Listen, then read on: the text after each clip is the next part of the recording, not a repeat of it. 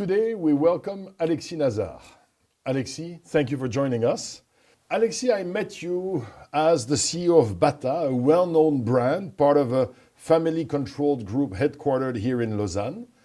Bata is the world's largest shoemaker by volume, and you led the company between 2016 and 2020.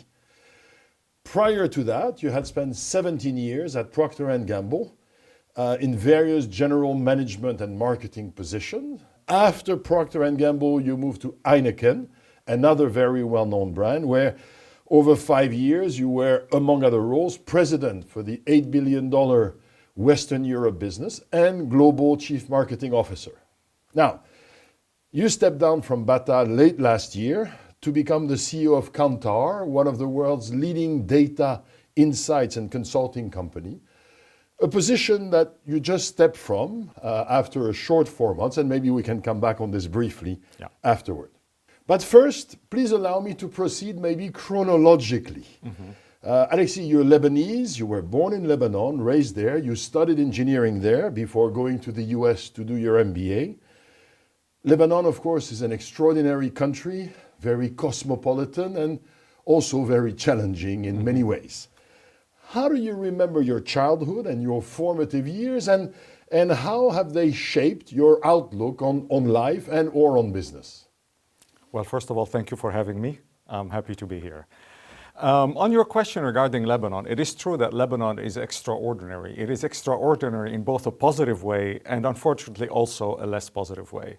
But in a sense, having 4 passports makes me a true Lebanese. And if I reflect a little bit back on how has it influenced my development, my upbringing, and my outlook on life, actually the best way I would describe it is as a cauldron of learning.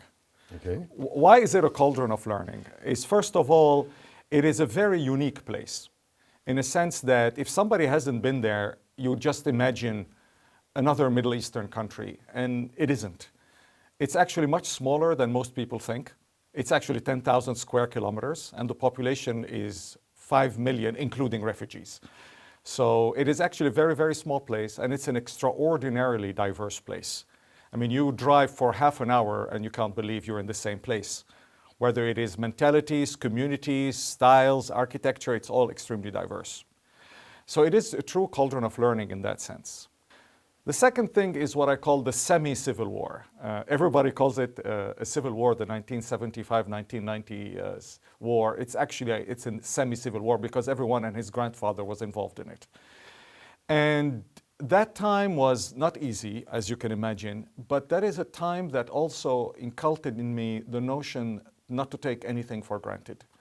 You see, when I was a kid and I went to the US and I heard people taking 1 year sabbatical to reach out to themselves and find their inner soul, or going to Latin America, just spending some time, that was a bit outlandish for me. At that time, for me, it was survival, success, and elbowing your way through life. And since then, I still have some instincts that I maintain, which is I always have a very clear and acute consciousness of where my passport, my wallet, and my keys are. Because you never know when you have to hit the road. Exactly. And you can't take anything for granted. On a more personal side, at the end of that so-called civil war, my family's business went bankrupt.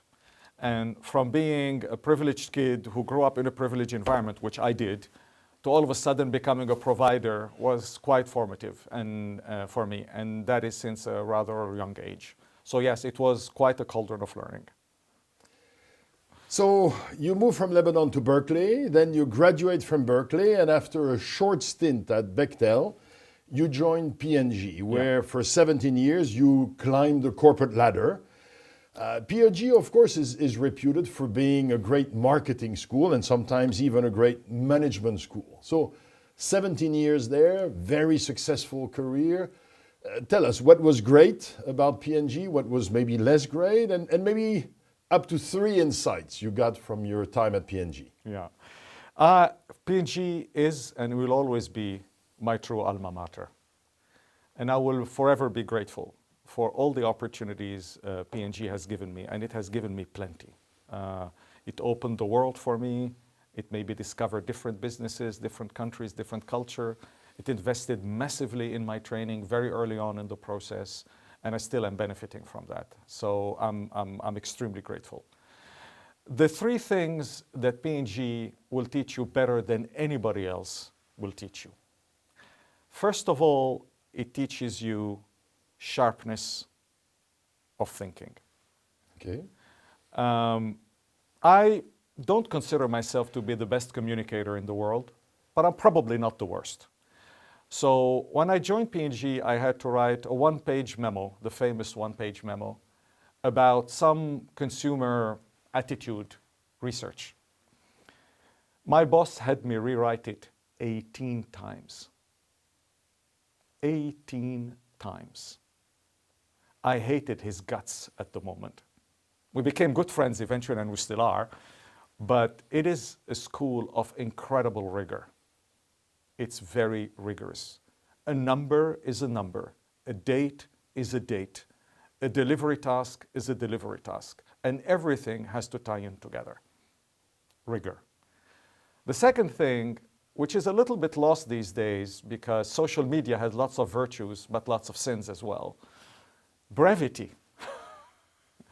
I am a big fan of brevity. And by the way, if you haven't read the famous memo of Winston Churchill, I'll recommend it. He wrote an excellent memo on brevity in the middle of World War II. P&G teaches you brevity. Today, I sit at management meetings with PowerPoint decks of up to 220 slides. And up to slide 210, you probably don't even know where they want to get to. I find that an extraordinary waste of time. Generally speaking, when you brief, your thinking is sharpened before it even has the opportunity to be criticized. It's more respectful to other people's time, and it's more productive in meetings. So it teaches you brevity. And last but not least is brand management. Most of brands in P&G are in fairly unsexy categories, right? I mean, soap and detergents and diapers. It's not easy to build brands in categories like that. It's a lot easier to build them in technology or in fashion because you immediately have the attention of the potential consumers. But building brands in such categories require incredible discipline and very robust IP in terms of brand management development. And P&G is an excellent school in that sense. That is why these brands endure and endure and endure to an extraordinary longevity. So on these three things, I think P&G is pretty unbeatable. A quick follow-up question, because as I was listening to the rigor and the 18 times, when does rigor stop and bureaucracy or stubbornness start? Is there a risk that when we are that disciplined, it gets in the way or not? Yes. There is sometimes a tendency towards narrow perfectionism, which sometimes become bureaucratic, which again was, at that time I left a while ago, a bit of a weakness of the company, in a sense that things were sometimes slower than they needed to be. Now the hit rate was always high and risk profile was very low, but it took time, and sometimes it gave competitors an advantage. So yes, there is a balancing act to be made, you're right. Okay. P&G then invites you to go to the US, and I understand you and your family are a bit lukewarm about the idea. And that's when the Heineken offer materializes. Now, first, on agreeing to join Heineken, of course, Heineken is a great company, an amazing brand, and by the way, a company that we've been very fortunate to work with. It's also a pretty regulated marketing environment, and it's alcohol, which has some beneficial side effects for human beings, but also a certain amount of potential collateral damage. First question, before joining, any concerns or internal debates when considering their offer, given the industry and the product? Not at all. I'm a believer in freedom of choice. For me, if a product is legal, then it is the duty and the responsibility of the maker to make it and sell it in a responsible way, and for the consumer to consume it in a responsible way. If it is legal, we have the right to make it and sell it and the right to consume it, but then responsibility lies on us. A little bit like the logic with the current COVID-19 crisis. So no moral qualms in it. And I have to say that Heineken was always extremely disciplined when it got to respecting laws, regulations, and even going beyond that. I would even go further. It offered us incredible creative opportunities and innovation opportunities. Because in the end, it gives you a different twist to talking about a category. A brand that says, don't drink too much, in a convincing way, not in a tick-the-box way, is a brand that's confident. And a brand that's confident is a cool brand, and a cool brand endures.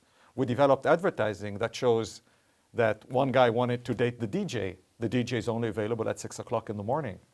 And if you are drunk at 6 o'clock in the morning, your chances are pretty slim. So the Heineken man, who wasn't and was responsible, could get the girl at the end of that ad. That's just one example at how you can twist it and make it work for you in a creative way. Interesting.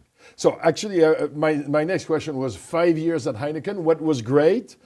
What, if anything, was less great? And 1 to 3 inside. So I guess one already is what was great was working with a great brand and again, saying convincingly, consume our products, but don't overconsume. What else do you remember? The one highlight for me for my time at Heineken at the beginning as CMO, then as president, it was the most fun work I've done. James Bond, Coachella Festival, cool brand, checking nice bars. You know, it's a fun category. But not only that, it's also a Dutch company with the Dutch informal ways and sense of humor. Amsterdam, and a brand that has at its essence wittiness. So the whole mix made it quite a fun experience, I would say, and I remember it very fondly. Some of the key takeaways I have from that experience at Heineken is, contrary to P&G, Heineken was remarkably agile, fast, and nimble for its size. It's a more than a 50 billion euro cap company, so it's not exactly a startup. So you would assume that this comes with heavy bureaucracy, particularly that it plays in alcohol. That's not the case. It is rigorous, but it's very quick and very agile. And I know that for you and for Stéphane Giraud, it's an important subject of development at IMD. Heineken does it very well because there is an attitude of holding hands when there is risk. Everybody is holding hands. Whereas in some other companies, generally the consequences of a poorly calculated risk by far outweigh the positive consequences if it's well calculated. What you have to gain if something goes right is dwarfed by what you have to do if something goes wrong. And this is when people become risk averse and slow. And getting that balance right is important, and Heineken was good at it at the time, I would say. So in other words, we can make a mistake, but we discussed it up front, and we're all in it together. We're all in it together. It's not you, it's not me, it's us. It's us. It was a reasonable mistake. Let's learn, let's move on. Yeah, and I think that's pretty powerful because you have to make sure the risk is symmetrical between success and failure. It cannot be asymmetrical. Otherwise, you get what you deserve. So that is one thing which was interesting. The other part of my time which was interesting is also learning to develop asymmetric strategies. As president, when I was appointed president of Europe, it was a region that was not growing market share for more than 10 years. And people kind of thought it's normal. Right, it's of Europe. course. It's That's normal. why we diversify in other countries. It's normal, right? I say, unless you have an 80% market share, no, it's not normal. So change if you have a 30, 35% market share, what about the remaining 65? Why is that so normal, right? Notwithstanding antitrust considerations, there was clearly a cultural shift to be made, but more importantly, an asymmetric strategy to be developed. And we said, what was our strength as a company at that time? A is brands. We were much better brand managers than anybody else. We could build cool brands people remember, even sometimes for beers that have absolutely nothing special from a product standpoint. And that's something we drove hard. Because of the cost-cutting exercises before, what happened, people cut into marketing costs. That was a mistake. You don't cut into your competitive advantage. The second thing was innovation. We developed incredible innovation agenda. I mean, at the time I joined Heineken in 2010, the beer industry had an average innovation rate of 0.4%, and Heineken had 1%. When I left, it was close to 15%. And everybody in the industry was innovating. What's beautiful about innovation is that everybody wins. Everybody wins.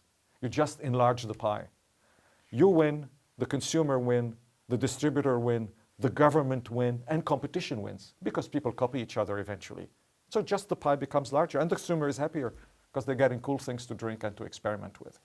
So these, and then the third one was the company had a firm, I wouldn't say firm, I don't want it to sound anti-competitive, but a solid position in the on-market, in the on-trade, bars, restaurants, hotels. And since these were complex to operate, for a long time they weren't paid enough attention. Whereas in reality, is there a better place to build brand equity than in a fantastic restaurant or in a cool bar, especially if you're selling premium brands? So we doubled down on that. So these three asymmetric moves actually allowed us to regain the offensive in Europe and grow profitably after 10 years of decline. So this is another experience which was very valuable to me. I mean, I was privileged to have a team of bold professionals that were willing to go the way. And that's how it worked out. Now, let me ask a follow-up question on this. You had a strategy or a tagline which was not an inch back. Mm-hmm. What did that mean? Let me give you my philosophy on words. Okay. I believe in the power of words, in the power of language. Because when you run an organization of several thousand people, none of them will ever remember corporate platitudes. Okay. Oh, we have to develop a revised way of go-to-market. Nobody will remember this kind of stuff, okay?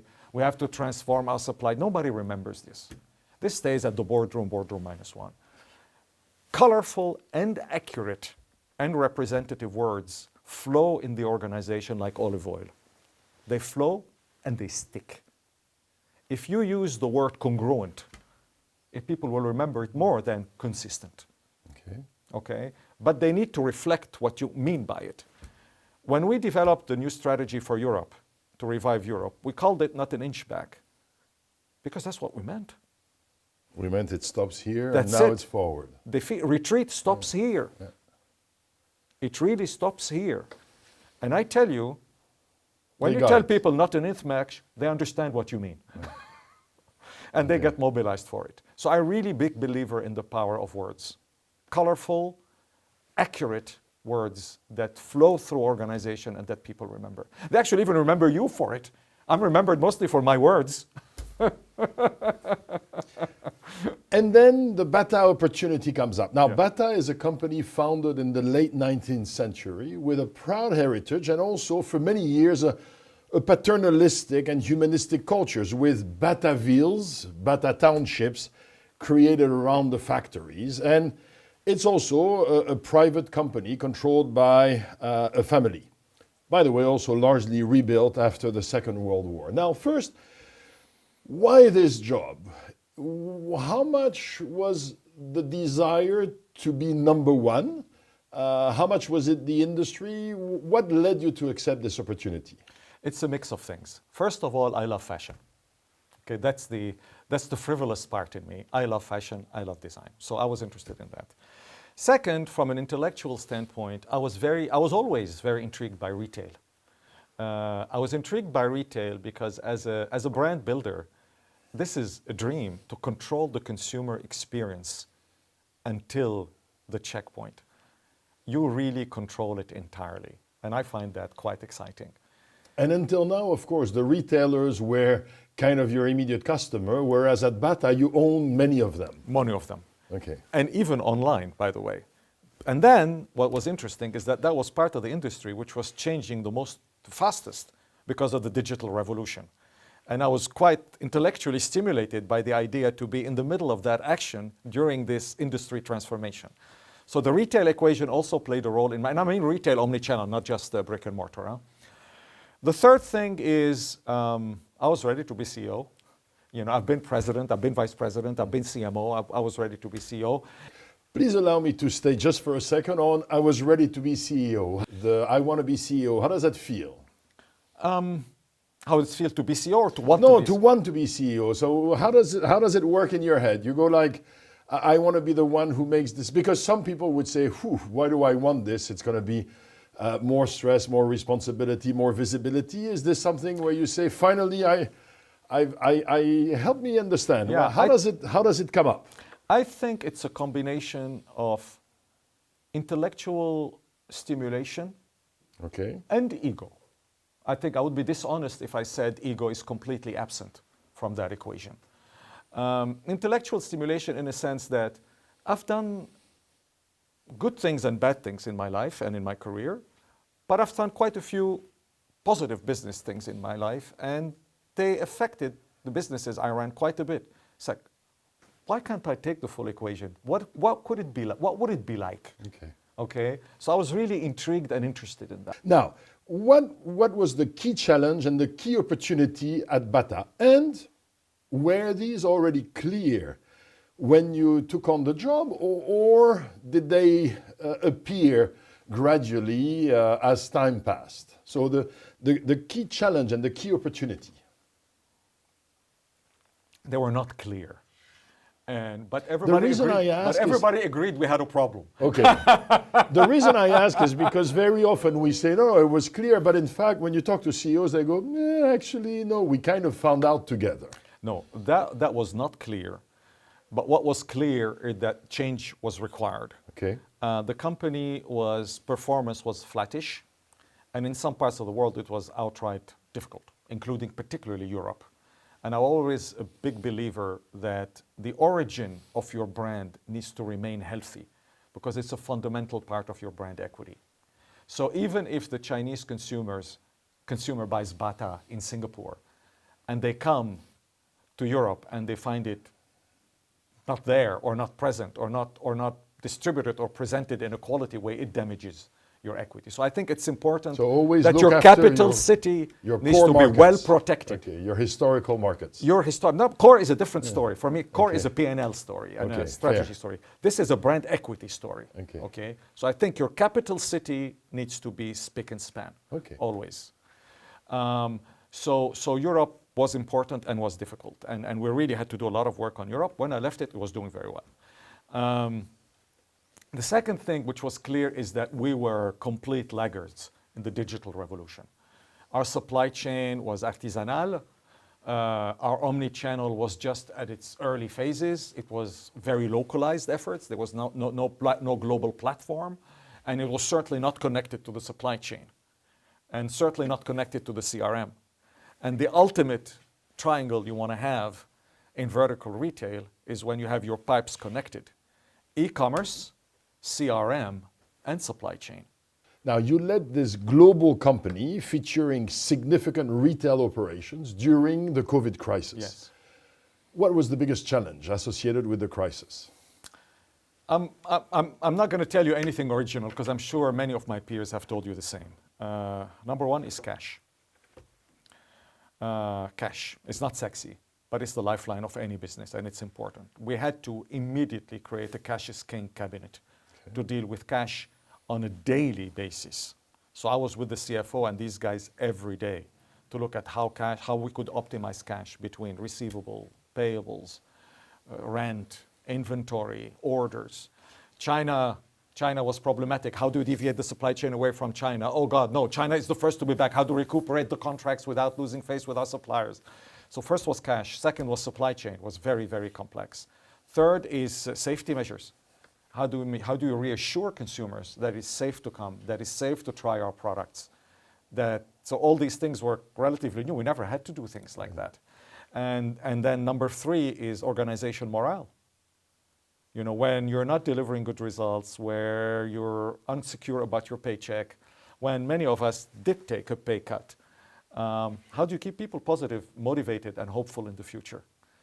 And last but not least is communications. How do you communicate? I mean, I know that lots of people are all eulogical about Zoom and how wonderful new world with Zoom. I am not like that. I consider it has its positives. It meets some needs and probably will need to maybe meet face-to-face a bit less than before, but I don't think it replaces face-to-face contact. Unless you know the people you're dealing with and you're managing a process that is familiar, it's a very difficult process. It's much more formal, much more prone to misunderstandings and potential unnecessary conflicts. So dealing with internal communication was also one of the challenges. So I would say cash, supply chain, safety, organization morale, and internal communication. Now, I would like to dig deeper in your business and leadership philosophies, and I have two questions. The first one is on the importance of brands. Yeah. Now, in one of the articles I read on you, you were called the brand master. Now, brands, we can already tell, are a passion for you. Why? What do you like so much about brands? Brands are everything, and everything is a brand. You are a brand. I am a brand. He is a brand. IMD is a brand. Switzerland is a brand. Fair. Whether you recognize it or not, Okay. everything is a brand. And what is ultimately a brand? A brand is any entity that has universally recognized characteristics. And Okay. for consumers, it's a badge of trust. Pfizer or Sinovac? You can already see the movie playing in people's minds. Everything is a brand. So I think brands are important. And relatedly, everything communicates. I once met a person that said everything communicates. And it's so true. Everything communicates. Everything you say, everything you don't say, everything you do, everything you don't do, everything that happens to you, everything that doesn't happen to you, everything communicates. Fascinating. Now, on the leadership side, you once described your leadership style as tight, loose, tight. Now, I knew tight, loose. Tight, loose, tight was new for me. Tell me more. If I simplify the universe of business operations, you have vision, strategy, you have execution, and you have results. Any management philosophy is a combination of your personal philosophy as the leader and your personality. And nobody can tell you that your personality does not play a role in your management philosophy. It's not true. It does. My philosophy has always been tight, loose, tight. We have to be 100% in control and aligned on the vision, on the design of the strategy, and on its execution at the strategic level. And you have very tight on results. If you're not tight on results, they just don't come. That's how the world works. In the middle, I tend to be relatively loose, provided the two ends are delivered. Okay. You know why? Because you attract and retain better people that way. Now, late 2020, you agreed to join Kantar, again, a leading data, insights, and consulting company. You knew the company because you'd been a customer for many years, and Kantar had just changed CEO after Bain Capital took a 60% stake from WPP. Now, 4 months later, the mayonnaise didn't really take. What happened? It's a good analogy, the mayonnaise. Well, I'm Basically, French also. So. By the way, what happened is when Bain Cap started the recruitment process for me, it hadn't purchased Kantar since a long time. So they were also, in a way, learning about the company. And when I decided to the process started in June, if you like, in the middle of last year. And when it culminated was the end of the year, and then I started my job in December. The reality is that the job was not what neither they nor I thought it was going to be. Okay. It was different in nature. And then we collectively decided to call it a day because it would be less consequential if we made that decision earlier for myself and for the company than doing it rather later. We're living on very good terms. They will tell you the same thing I am telling you, and I sincerely wish them the best of luck in recruiting a suitable successor. I do believe in the potential of Kantar. Okay. 2 more questions, Alexis. First, you've worked under multiple ownership and governance structures, from publicly listed companies with diffuse ownership at P&G, to publicly listed company with a strong family ownership at Heineken, to completely private family-owned company at Bata, of course, and then private equity with Bain Capital. Which one have you preferred and why? This is a very, very difficult question to ask because I don't think there is an easy answer because all of them depends on the nature of the shareholder. When people say, do you like family-owned businesses or family-controlled businesses? I say, depends on the family. When people say PE, people assume private equities, they all come from the same mold. No, they're also different. So it's a matter of values. It's a matter of operational philosophy. The 3 truisms, though, that apply to any kind of governance structure is that governance needs to be clear and formalized, not implicit. So who's got what responsibility It's for very what? important. Yes, it might sound formalistic at the beginning, but that avoids a lot of problems down the road. So that governance needs to be very, very clear right at the beginning. The number two is important, is that the values have to be shared and be very, very explicit. Okay. And number three is respect. Everybody's role has to be respected in every sense of the word. I think when these three things are ticked, I think any governance can work if you execute it with discipline. Last question. You graduated from Berkeley basically 30 years ago. Let's assume you and I studied together and somehow we part ways and we just reconnect 30 years later. How does the Alexis of 2021 compare to the Alexis of 1991? No, I'm not the same. There are some things that stayed the same, some things that didn't. Basically, I've always consciously worked on myself until a point in time where I said, I'm working too much on myself. Okay. Because if you work too much on yourself, you're not authentic anymore. So there is a fine line here too. I'm still curious and I'm still very eager to learn new things. I've always been a very curious and an avid reader. The things that didn't change, I'm sociable. I like to meet people. I like to connect. And I like to have fun. I've never been, serious or dull. And for me, even if you're running a big company, even if you're in a board meeting, that doesn't prevent you from having a little bit of fun. These things did not change, and I've always been ambitious. The things that didn't improve, I haven't become more patient with age. Okay. So that did not improve.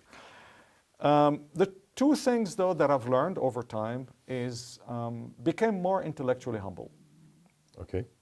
You know, in recent literature, there is a big play on humility, and for a while you had a competition among CEOs who was the most humble of all. The reality is there is nothing wrong with attitudinal confidence, but intellectual humility is very valuable, because as long as you maintain intellectual humility, you are cognizant of your risks, your mistakes, and what you need to learn. The other thing is I've learned over time is the power of collective success. I believe in inclusive capitalism more and more. I think inclusive capitalism, where everybody participates in success, is a lot more sustainable. When shareholders, management, employees, communities, consumers, distributors, and governments win together, it's a lot more sustainable. It's a lot more moral. It's much better for the ecology and the environment, and it's much more sustainable economically. So I really believe in the virtues of inclusive capitalism. How will that influence your next step? In every way. Your next adventure? In every way. These are some of my beliefs, and they're very sincere beliefs in making the world a better place. I think every crisis the world suffered from came from lack of inclusive capitalism, lack of it. And now, I'm not proning Trotskyism by any measure, but I think we have some way to go to create a society that is a bit more equal than it has been. Alexis, I want to thank you for your time and for your candor and for your insights. It was truly a joy to welcome you today. A pleasure.